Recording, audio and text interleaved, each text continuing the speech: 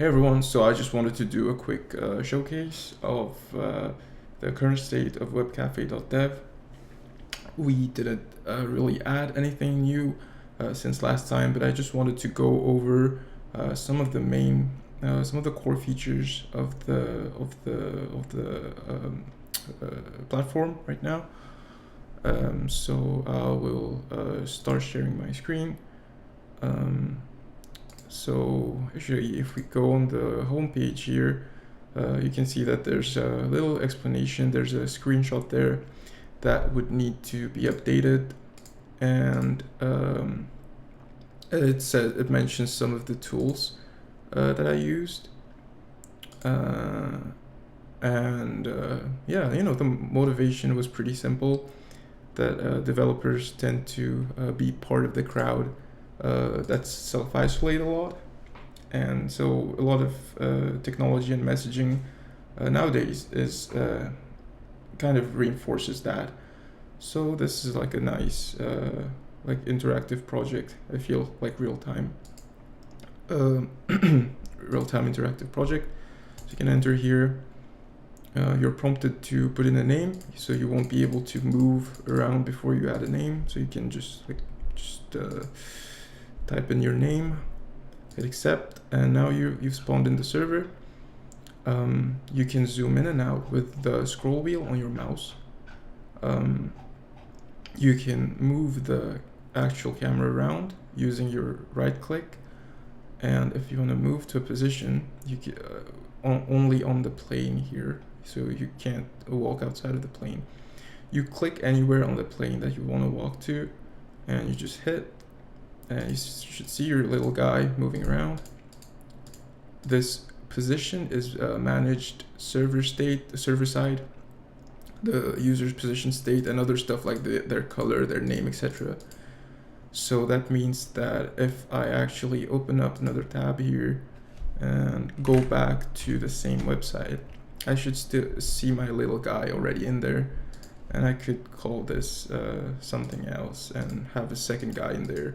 And the colors, as you'll see as I toggle between the tabs, stays consistent.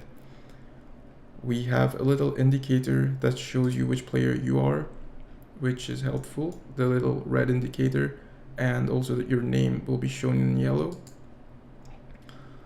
That's the movement part, and you can type in messages that will be broadcasted to all users. So here, I am Joe. I'm going to type a message that, hi, I'm Joe. And you can see that if I toggle to Mark's tab here, he can see the message and he can reply back like, hi Joe, I'm Mark. And Joe is able to see that message. So yeah, that was a little bit tricky to get set up and have the right logic there for that to get updated to all clients. This uses Websockets to make that happen.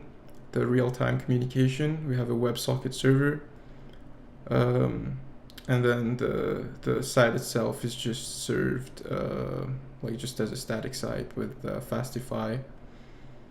So yeah, there's two parts of two servers running to make this happen. Really, two services: the WebSocket service and the actual service that serves the website.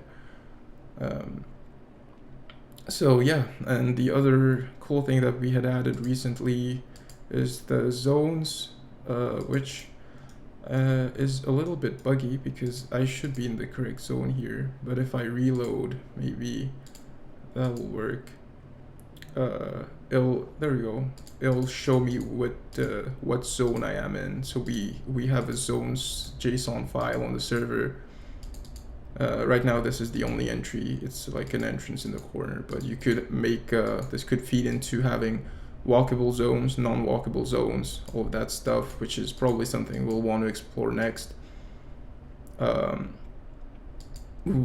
also the next thing that we are thinking to do is adding more interactables, because the game world is pretty plain, pretty bare right now. You can't really do much except moving around and typing messages. So maybe some cool things to do would be interactions between users, and also adding objects that users can interact with, and maybe also adding in NPCs in the future with custom behavior.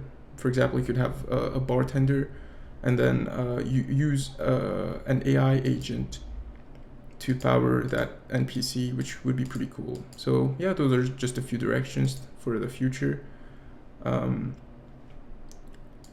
So yeah, that was just a little showcase of the project, the state that it's in right now, and what I'm wanting to do with it in the future.